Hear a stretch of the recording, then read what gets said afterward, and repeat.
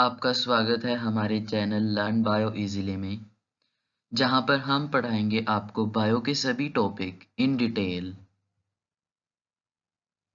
आज का हमारा टॉपिक रहेगा एंड ऑल्सो एक्सक्रीशन। तो हम आगे चलते हैं।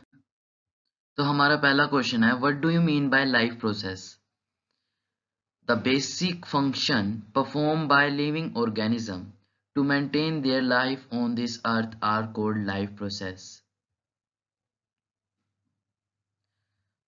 जो सभी फंक्शन परफॉर्म किए जाते हैं लिविंग ऑर्गेनिज्म के द्वारा ताकि उसके जीवन व्यापन के लिए इस धरती पर, जैसे कि nutrition, digestion, respiration, growth, excretion. These are the functions performed by living organisms to maintain their life on this earth.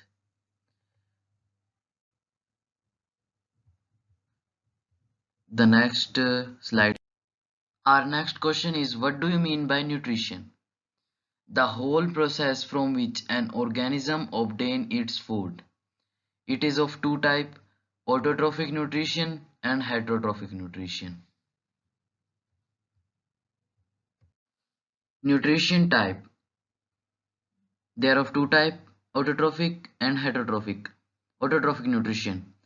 It is the type of nutrition in which an organism prepare its food themselves. For example, plant. Plant prepare its food by photosynthesis. Photosynthesis. And next is heterotrophic nutrition. It is the type or mode of nutrition in which an organism fed on other organism.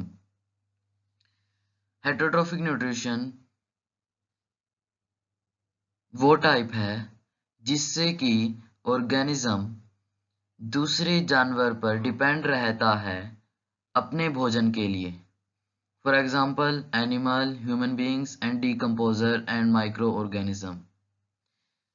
ये सभी example थे heterotrophic nutrition के। आगे बढ़ते हैं। Autotrophic nutrition. Autotrophic nutrition. Carbon and energy requirement of the autotrophic organism are fulfilled by photosynthesis. Carbon और energy की requirement autotrophic organism की फोटोसिंथेसिस के द्वारा पूर्ण की जाती है। It is the process by which autotrophs take in substance from the outside and convert them into stored form of energy.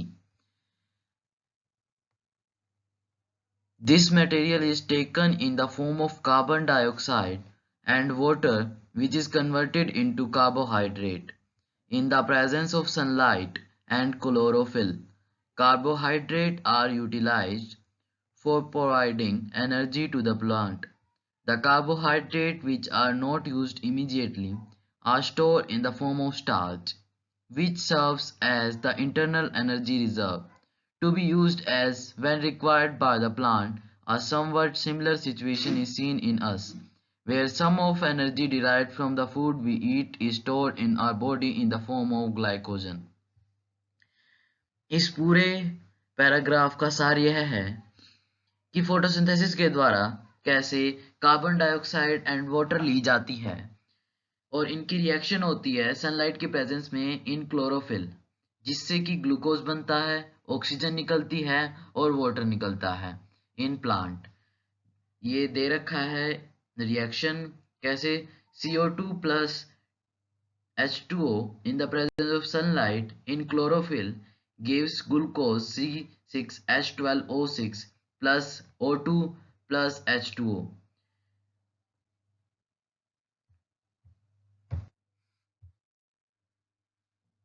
Photosynthesis कैसे होती है प्लांट में? The following event occur during this process. पहला, absorption of light energy by chlorophyll. सबसे पहले plant में leaf के अंदर जो क्लोरोफिल प्रेजेंट होता है वो लाइट एनर्जी को एब्जॉर्ब करता है। लाइट एनर्जी को एब्जॉर्प्शन करने के बाद वो कन्वर्ट करता है light energy to chemical energy.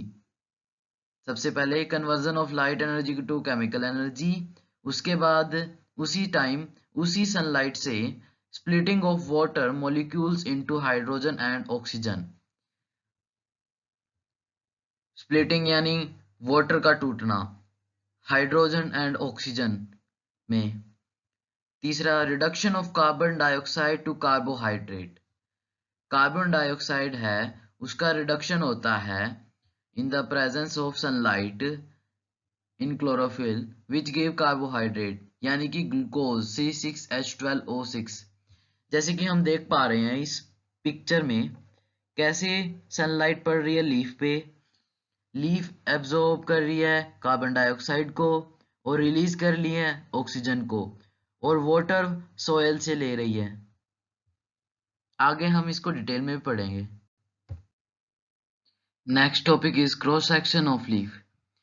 If you carefully observe a cross-section of leaf under the microscope, you will notice that some cells contain green dot. These green dots are cell organelle called chloroplast,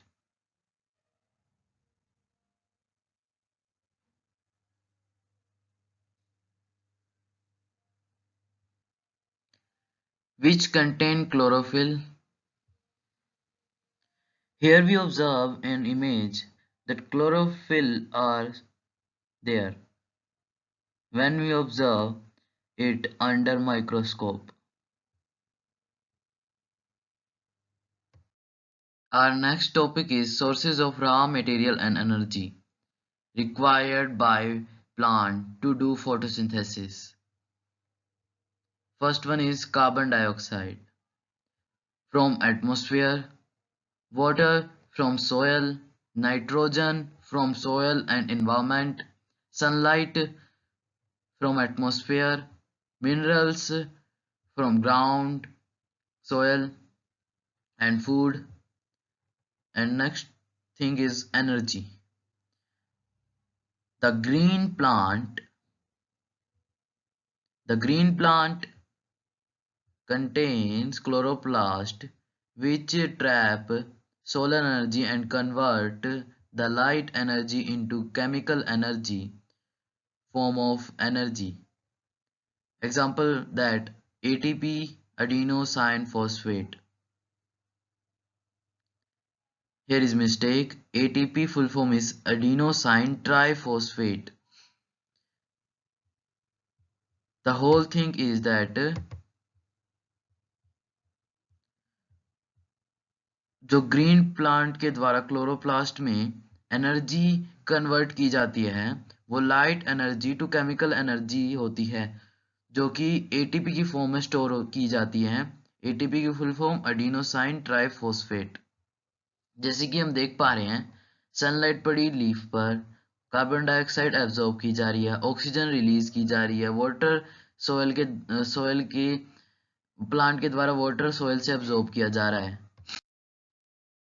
Next topic is how carbohydrate is formed. Carbohydrate is formed when leaf absorb carbon dioxide from atmosphere and water from soil. After that, carbon dioxide and water react in the presence of sunlight in chlorophyll, gives glucose as shown in above reaction. Generally, there is reduction of carbon dioxide to carbohydrate. तो क्या होता है जब plant carbon dioxide को absorb करता है atmosphere से और वाटर फ्रॉम सॉइल, तो दोनों रिएक्ट करके सनलाइट के प्रेजेंस में in chlorophyll give glucose. After carbohydrate formation it goes under an reaction and form ATP. जब कार्बोहाइड्रेट फॉर्म हो जाता है तो फिर डार्क रिएक्शन स्टार्ट होती है। तो डार्क रिएक्शन हम आगे डिटेल में पढ़ेंगे। In the process of photosynthesis, it includes two phases: light phase and dark phase. Light phase, absorption of light energy by chlorophyll, then conversion of light energy to chemical energy, and splitting of water molecule into hydrogen and oxygen. It includes formation of ATP and then photolysis of water, synthesis of NADPH.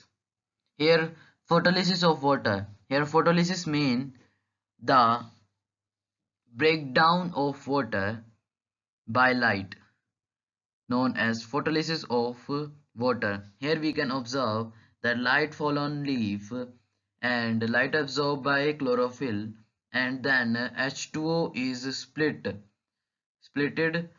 in H2 and oxygen. Oxygen is removed and NADPH and ATP is formed. Next, dark phase. Dark phase, also known as dark reaction. Dark reaction is a light-independent process in which sugar molecule or carbohydrate are formed from carbon dioxide and water molecule. This reaction occurs in the stroma of the chloroplast, where it utilizes the product of the light reaction. Here we can observe the stroma. Stroma, I am indicating here. Here you can see it is also mentioned the stroma.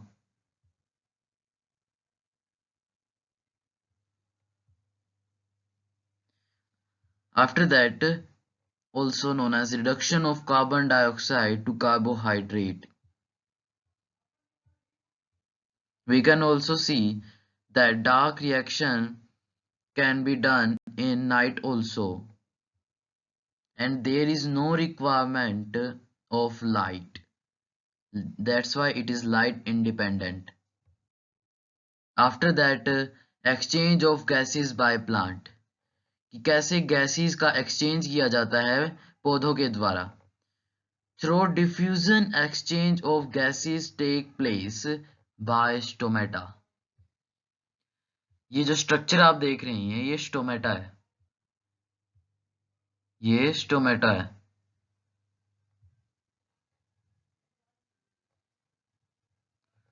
आप देख पा रहे हैं कि एक stomatal pore खुला हुआ है और एक क्लोज्ड है. तो हम देख पा रहे हैं कि ये दो bean like structure known as guard cell, this one and this one. This is known as guard cell, and this is a stomatal pore, and here we can see green, this one, it is chloroplast. It is open because the guard cell is full of water and it is swallowing, and it is open stomatal pore. If we observe the closed stomatal pore, we see that the guard cell is shrink because there is loss of water to close the stomatal pore, and the exchange of gases is take place by stomatal pore. The next topic is heterotrophic nutrition. Heterotrophic nutrition, it is the mode of nutrition in which organism is dependent on other organism and they cannot prepare their own food themselves. For example, animal, decomposer, microorganism, example that amoeba, bacteria, including human being. Human beings भी heterotrophic nutrition में आते हैं. Heterotrophic nutrition के types saprophytic, parasitic and holozoic. Saprophytic and saprotrophic nutrition. They are the organisms which feed on the dead and decaying material. They are also known as decomposer. जैसे कि हम जानते हैं decomposer वो होते हैं जो किसी डेड एंड डिकेइंग मटेरियल को डिकम्पोज करते हैं, इसलिए हम इसे सेप्रोट्रॉफिक न्यूट्रिशन की कैटेगरी में रखते हैं, इसलिए हम इसे डिकम्पोजर भी कहते हैं। Then parasitic nutrition. पैरासिटिक नाम से ही पता चलता है, पैरासाइट जो किसी दूसरे की बॉडी पर रहता हो, जैसे कि मच्छर कह सकते हैं हम, जो कि एक्टोपैरासाइट हो गया। और हमारे पेट के अंदर कीड़े होते हैं, वो आते हैं एंडोपैरासाइट, जो हमसे फूड न्यूट्रिशन लेते हैं, एब्जॉर्ब करते हैं विदाउट किलिंग अस। पढ़ते हैं हम, they are the organism who feed on the other organism body without killing them. बिना उन्हें मारे उनसे न्यूट्रिशन एब्जॉर्ब करना पैरासाइट करते हैं, इसलिए उन्हें पैरासिटिक न्यूट्रिशन कहते हैं। पैरासाइट भी दो प्रकार के होते हैं, एंडोपैरासाइट एंड एक्टोपैरासाइट। आगे बढ़ते हैं, होलोजोइक न्यूट्रिशन। होलो, यहाँ पर वर्ड से ही पता चलता है, होलो यानी होल, पूरा का पूरा, जो एक मैंने ऑर्गेनिज्म, वो पूरा का पूरा ऑर्गेनिज्म न्यूट्रिशन के रूप में यूज किया जाता है। The organism who eats whole organism for their food is known as holozoic nutrition. For example herbivores, carnivores and omnivores. तो हर्बीवोर्स क्या होते हैं? जो ऑर्गेनिज्म प्लांट्स को खाते हैं, पूरा का पूरा खा जाते हैं, वो हर्बीवोर्स हो गए। कार्निवोर्स जो कि जो कि अपने से नीचे वाले, जैसे कि लायन हो गया, वो डियर को खाता है, इसलिए ये वो कार्निवोर्स हो गया। आगे है ओमनिवोर्स, जो कि प्लांट्स को भी खाते हैं और एनिमल्स को भी खाते हैं, वो ओमनिवर्स हो गए। जैसे कि human beings are the example of omnivores. हम होलोजोइक न्यूट्रिशन में आते हैं। Steps of holozoic nutrition in lower organism mainly in amoeba. कि होलोजोइक न्यूट्रिशन कैसे होता है लोअर ऑर्गेनिज्म में, खासकर अमीबा में पढ़ेंगे हम। सबसे पहले होती है इंजेशन। इंजेशन यानी intake of food by organism. फिर आती है digestion, break down of the food, digestion यानी break down of the food.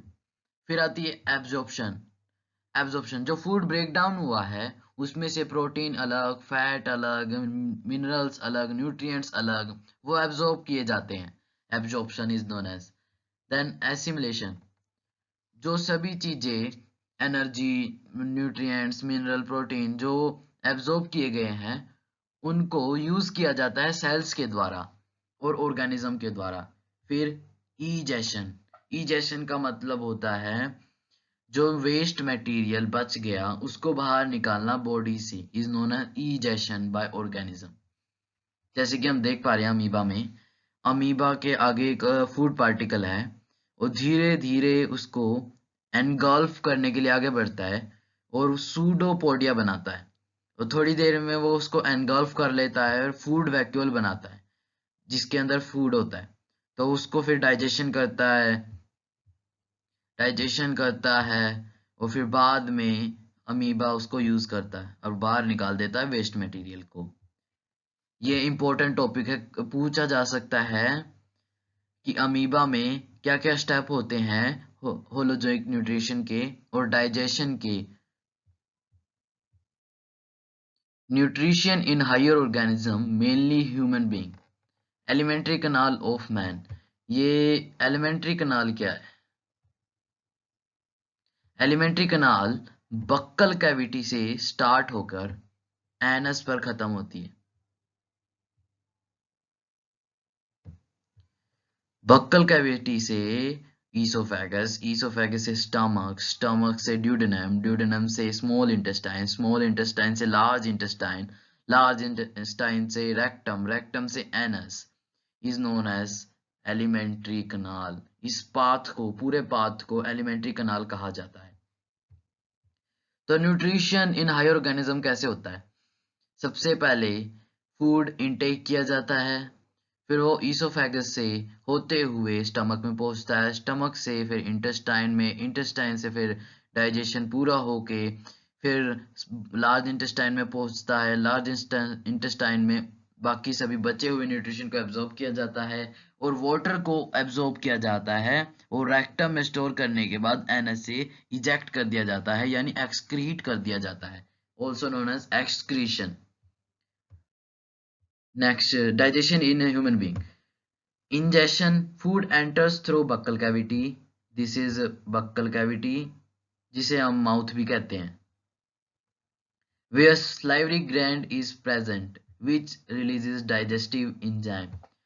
इसके बकल कैविटी के नीचे ही 2-3 सलाइवरी ग्लैंड प्रेजेंट होती है जो सलाइवरी इमाइलेज रिलीज करती है to break down the carbohydrate. फिर through oesophagus food is transport to stomach. ये लंबी सी कनाल है ना, इससे फूड पास होता है, स्टमक में पहुंचता है। In stomach food is mixed with gastric juice which contain mucus, HCl, pepsin, lipase. These are the name of enzyme like pepsin, lipase. Mucus का काम क्या होता है? Mucus protect inner lining of the stomach from HCl। ये important answer बनता है कि कौन inner lining of stomach from HCl बचाता है? Mucus. And HCl stop the action of saliva and activate the pepsin enzyme. HCl जो है action of saliva को रोकता है और पेप्सिन एंजाइम को एक्टिवेट करता है। एंड जो पेप्सिन एंजाइम है वो डाइजेस्ट करता है प्रोटीन को। प्रोटीन को डाइजेशन, स्टमक में डाइजेशन होने के बाद फूड पहुंचता है और फूड जो स्टमक में फूड डाइजेस्ट होता है उसे पार्शियली डाइजेस्टेड फूड कहते हैं, also known as chyme. CHYM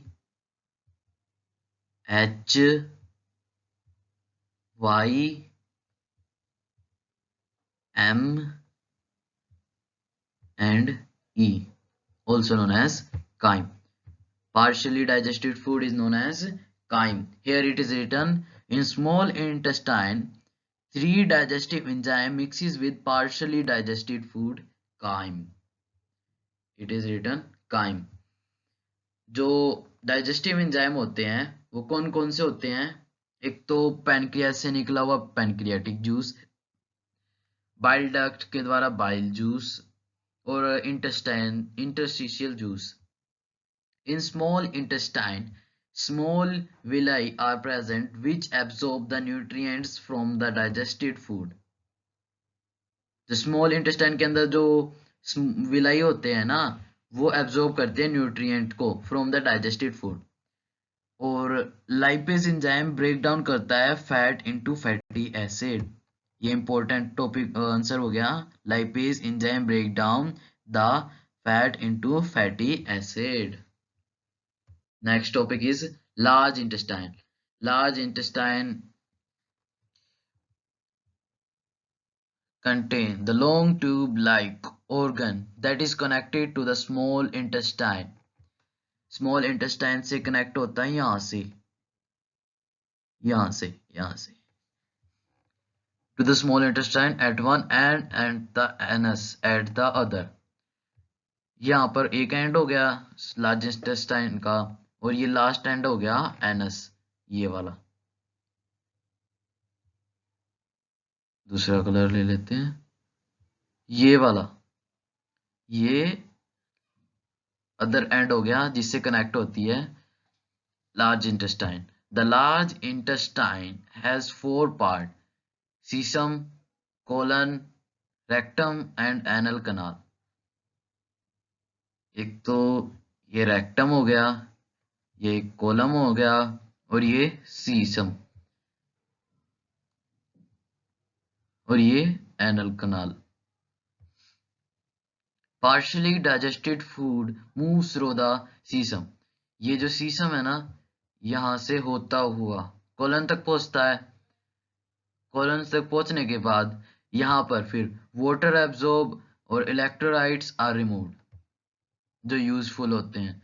water को एब्जॉर्ब किया जाता है और इलेक्ट्रोलाइट्स को भी रिमूव किया जाता है, फिर इसको बाहर निकाल दिया जाता है। उससे पहले रेक्टम में स्टोर किया जाता है। ये रेक्टम हो गया, और फिर एनस से इजेक्ट कर दिया जाता है एक्सक्रीशन द्वारा। Next topic is digestive gland. हमने इतना बड़ा डाइजेशन पढ़ लिया, तो कौन कौन सी डाइजेस्टिव ग्लैंड है जो काम करती हैं हमारे डाइजेशन में? तो सबसे पहले है सलाइवरी ग्लैंड। ये देखिए, बक्कल कैविटी के पास प्रेजेंट होती है नीचे ही। ये एक तो ये हो गई, एक ये हो गई, और एक ये हो गई। ये तीनों ही सलाइवरी ग्लैंड है जो रिलीज करती है अमाइलेज। और एक ये लीवर हो गया, ये भी ग्लैंड है। Largest gland of our body is known as liver. और ये गॉल ब्लैडर हो गया, जिसमें स्टोर होता है बाइल जूस। गॉल ब्लैडर से फिर ये ड्यूडेनम में जाता है। और पैनक्रियाज, ये एक और होगी पैनक्रियाज, पैनक्रियाटिक जूस रिलीज करती है जो पैनक्रियाज। तो अब पढ़ते हैं। The digestive gland associated with the alimentary canal include the salivary gland, the liver, pancreas and gastric gland. Here gastric gland is present in the stomach. Stomach के अंदर होती है gastric gland, and intestinal gland present in the small intestine. Out of these, the major glands are salivary gland, pancreas and liver. Salivary gland, it secretes salivary amylase enzyme which breaks starch into sugar molecule. Salivary amylase का काम क्या होता है? जो food के अंदर carbohydrate होता है ना, उसे ब्रेक करता है स्टार्च इनटू शुगर मॉलिक्यूल। जो स्टार्च होता है उसे शुगर मॉलिक्यूल के अंदर कन्वर्ट करते हैं। आगे बढ़ते हैं। Our next topic is respiration, which is an important topic of class 10th. Respiration. Respiration is a biochemical process in living organism involving the production of energy. This typically done with the intake of oxygen, and this result in the release of carbon dioxide, water and ATP, the currency of energy in cell. ATP, the currency of energy in cell. तो respiration क्या होती है? Intake of oxygen किया जाता है और removal of CO2 की जाती है। तो the chemical equation is C6H12O6 O2 6CO2 plus 6H2O। Glucose plus oxygen break down होते हैं तो कार्बन डाइऑक्साइड और वाटर बनाते हैं। रेस्पिरेशन के दो टाइप होते हैं, aerobic respiration and anaerobic respiration. Anaerobic respiration and aerobic respiration. तो सबसे पहले एरोबिक रेस्पिरेशन। सबसे पहले it occurs in higher organism like plant and animals. Aerobic respiration होती है हायर ऑर्गेनिज्म में like plant and animal. When oxidation of food nutrition occur in the presence of molecular of oxygen, it is called aerobic respiration. Or we can say that the complete oxidation of glucose in the presence of oxygen is known as aerobic respiration. इस aerobic respiration से more energy is produced as oxidation is completed. Energy कितनी निकलती है? ATP 36 ATP are released. 36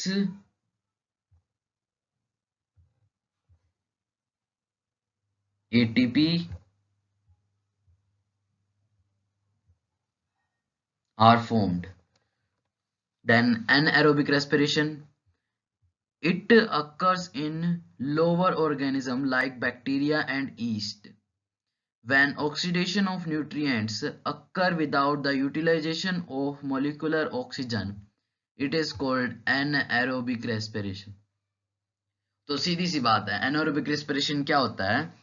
absence of oxygen के अंदर glucose का जब break down होता है तो अनकम्प्लीट ऑक्सीडेशन होता है, जिससे कि less amount of energy is produce as oxidation is incomplete. तो इन दोनों का डिफरेंस आ जाता है पेपरों में, तो अच्छे से रिवाइज कर लेना। तो ये डायग्राम बहुत बार आता है पेपरों के अंदर, इस पे केस बेस्ड स्टडी भी आ सकती है। तो ये देखो, break down of glucose by various pathway, इसमें दिखा रखा है anaerobic respiration and aerobic respiration कैसे होती है। तो glucose in cytoplasm converted into pyruvic acid, और अगर ईस्ट में है, एब्सेंस ऑफ ऑक्सीजन है, तो इथेनॉल, CO2 एंड एनर्जी बनती है। अगर लैक ऑफ ऑक्सीजन है in human muscle cells, lactic acid is formed and energy। presence of oxygen, अगर ऑक्सीजन हो तो complete oxidation होगा, तो carbon dioxide, water and energy is produced. Next topic, exchange of gases in different organism। gaseous exchange and occur through skin or cell membrane in animals such as hydra and amoeba। जो hydra and amoeba है वो gas का exchange कैसे करते हैं अपने surface से, skin से, उससे गैसेस एक्सचेंज होता है। Some insect such as grasshopper exchange gases through air holes. जो ग्रास होपर होता है वो एयर होल से एक्सचेंज करता है गैसों का। Mammals such as bird and human perform gases exchange through lungs। lungs के द्वारा mammals और birds और human परफॉर्म करते हैं gases exchange। lung respiration in human beings, respiration कैसे होता है human beings में, तो lungs से respiration होता है human being में when an individual inhales, the diaphragm moves down and the chest cavity expands and the oxygen rich air is drawn into the lung। जब कोई इनहेल करता है तो ये जो ये पार्ट है ना, ये दिख रहा है, ये डायफ्राग्राम है। तो डायफ्राग्राम क्या होता है, एक्सपेंड होता है, नीचे की तरफ आता है, क्योंकि सरफेस एरिया बहुत चाहिए एयर को अंदर आने के लिए। और जब when the individual exhale, जब कोई exhale करता है, the diaphragm relaxes and the chest cavity moves back to its relaxed position and carbon dioxide rich air is expelled out of the body। जब कोई एयर को बाहर निकालता है तो डायफ्राग्राम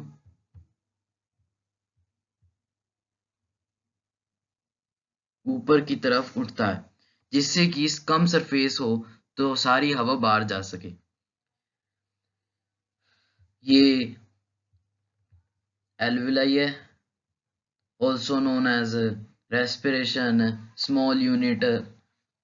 respiration unit। ये देखिए मैकेनिज्म ऑफ ब्रीथिंग कैसे होती है। एयर एंटर्स थ्रू नोस्ट्रिल, ये नोस्ट्रिल हो गई,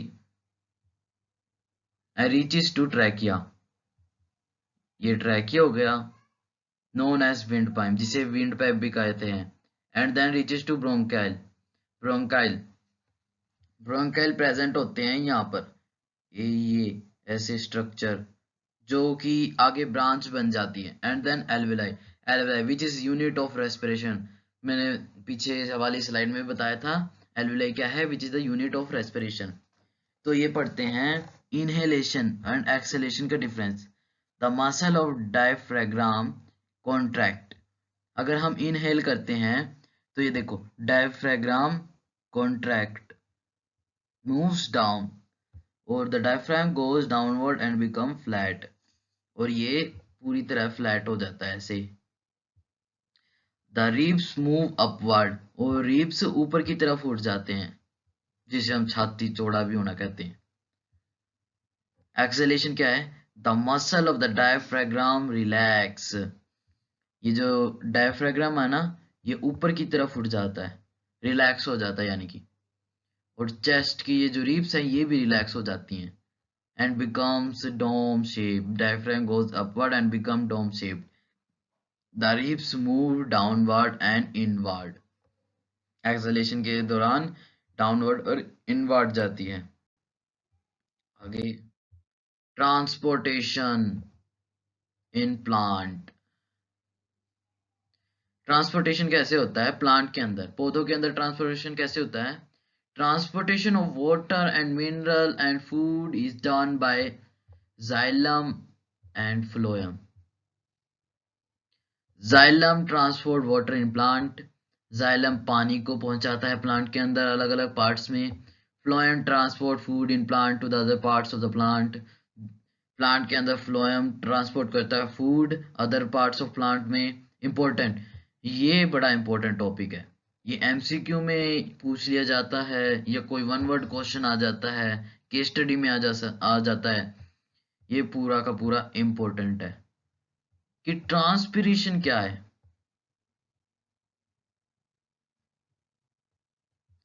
ट्रांसपिरेशन क्या है?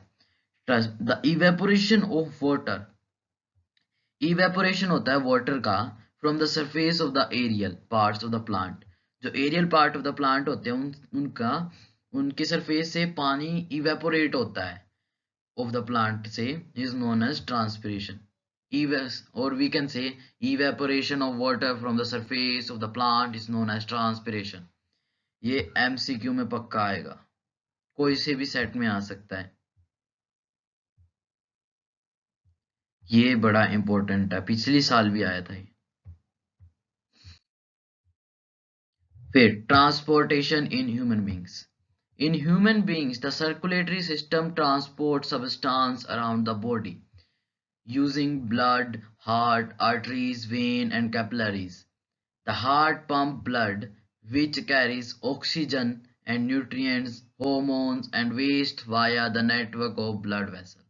तो सबसे पहले ब्लड वेस्कुलर सिस्टम क्या आता है? The vascular system is made up of vessel. Vascular system बना होता है वेसल से जो ब्लड कैरी करता है और लिम्फ फ्लूइड कैरी करता है थ्रू बॉडी, पूरी की पूरी बॉडी में। It is also called the circulatory system. इसे हम सर्कुलेटरी सिस्टम भी कहते हैं। The arteries and when carry blood all over the body. जो आर्टरीज एंड वेन है ब्लड कैरी करती हैं over the body, all over the body. They send oxygen, nutrition to the body tissue. Also the hormone they transfer. तो components of blood vascular system क्या क्या है? एक तो blood, एक blood vessel, एक heart। इसको आगे डिटेल में पढ़ेंगे। सबसे पहले blood is specialized body fluid। एक ये body fluid होता है। It has 4 component: plasma, red blood cell, white blood cell, and platelet. Blood has many different functions, including transporting oxygen and nutrients to the lung and tissue, forming blood clot to prevent excess blood loss. ये blood clot कैसे होता है? Blood loss को prevent करने के लिए ये जो प्लेटलेट होती है ना, ये छोटी छोटी क्रिस्टल की फॉर्म में होती है। तो ये जहाँ पर भी घाव हो जाता है या चोट लग जाती है वहां पर जाके इकट्ठा होने लग जाती है ताकि ब्लड क्लॉटिंग बना सके। और ये देखो, एक और टॉपिक है लिम्फ। लिम्फ क्या है? Lymph carries white blood cell, nutrients and other substance throughout the body in lymph vessel. तो लिम्फ क्या होता है? लिम्फ न्यूट्रिएंट्स और ब्लड सेल कैरी करता है, white blood cell, throughout the body. तो लिम्फ का स्ट्रक्चर कैसे बताएं? जैसे कि हम अपने दोनों हाथों को फैलाएं और अपनी फिंगर को दोनों हाथों में मिलाएं तो हम देखेंगे कि दोनों उंगलियां, दोनों हाथों की उंगलियां एक दूसरे से अटैच होती है।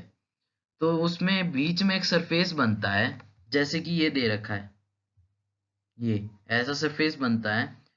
इसे ही लिम्फ कहते हैं। जहाँ से nutrients, red blood cell, white blood cell and other substance transport होता है।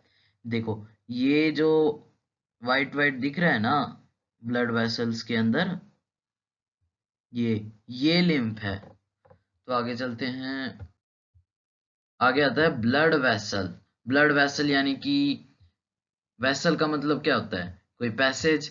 Blood vessel are the network of tube through which blood is pumped around the body along with the heart and the blood vessel form the cardiovascular system.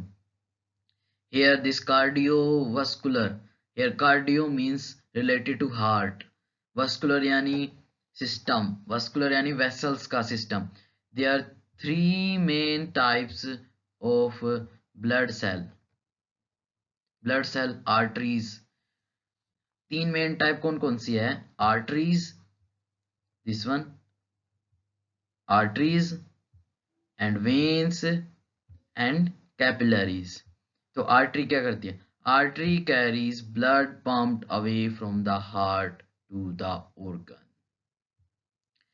Artery have thick elastic and more muscular walls. Artery क्या carry करती है? Oxygenated blood carry करती है। Artery oxygenated blood carry करती है except pulmonary arteries. जो artery है वो अवे फ्रॉम हार्ट ब्लड को कैरी करती है to the other body parts. तो वेन्स क्या है? Veins have thin and less muscular walls. Veins carry deoxygenated blood. Veins carry करती है deoxygenated blood body parts to heart. फिर आती है capillary. Capillary is narrow blood vessel whose wall have thin layer of and endothelium cells. Capillary are the terminal branches of arteries which rejoin to form a vein. Capillary are the terminal branches of arteries of which rejoin to form a vein. आगे चलते हैं। Heart. Heart का diagram आता तो नहीं है पर इसकी फंक्शनिंग पर काम आ जाता है। अगर हम हार्ट को देखें तो this passage is right atrium and this passage is right ventricle and this passage is left ventricle and this passage is left atrium and this passage is pulmonary valve and this is aorta and pulmonary vein which carry oxygenated blood and this one carry deoxygenated blood. So heart is an amazing organ. It continuously pumps oxygen and nutrition rich blood throughout your body to sustain life. This first size powerhouse beats expand and contract 1 lakh times per day, pumping 5 or 6 quarts of blood each minute or about 2000 gallons per day. देखो हमारा heart कितना important है कि कितना blood import करता है। Double circulation important topic. Double circulation system. Double का मतलब क्या है? 2 बार। सर्कुलेशन यानी कि ब्लड फ्लो हो रहा, 2 बार ब्लड फ्लो होगा। A mechanism in which blood circulate twice through out the heart in one complete cycle is known as double circulation. Systematic circulation and pulmonary circulation are two pathways in which the blood flows in double circulation. ये see this 2 bar blood आ रहा है, ये एक बार हो गया एक side और फिर ये दूसरी साइड, 2 बार सर्कुलेशन हो रहा है इसी ब्लड का। एक और टॉपिक है वो है सिंगल सर्कुलेशन। सिंगल सर्कुलेशन यानी एक ही बार ब्लड सर्कुलेट होता है through out the body. Next topic excretion in animals mainly in human beings. Excretion कैसे करते हैं हम ह्यूमन बीइंग्स? ये आप जो शेप देख रहे हैं, beans like shape, these are kidney,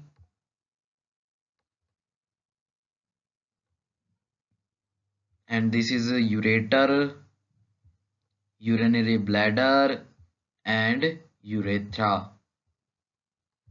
Excretion is the removal of all toxic and unwanted metabolic waste product from the body. और इसकी अलग डेफिनेशन हो सकती है, the all nitrogenous waste removed as a waste product from the body is known as excretion. So the kidney, what is kidney? Kidney remove waste and extra fluid from our body. जो waste and extra fluid है उसको body से बाहर निकालती है. Your kidney also remove acid that is produced by the cell of your body and maintain a healthy balance of water, salt and mineral such as sodium, calcium, phosphorus and potassium in your blood. Kidney क्या काम करती है? Sodium, calcium, phosphorus and potassium की मात्रा को balance करती हैं हमारे बॉडी में. तो ये किडनी का डायग्राम है. ये renal column, medullary pyramid, calyx, renal artery, renal vein, pelvis, ureter, renal capsule, cortex. यहाँ पर ये जो चैम्बर है ना, इनके अंदर प्रेजेंट होती है बिलियंस ऑफ नेफ्रॉन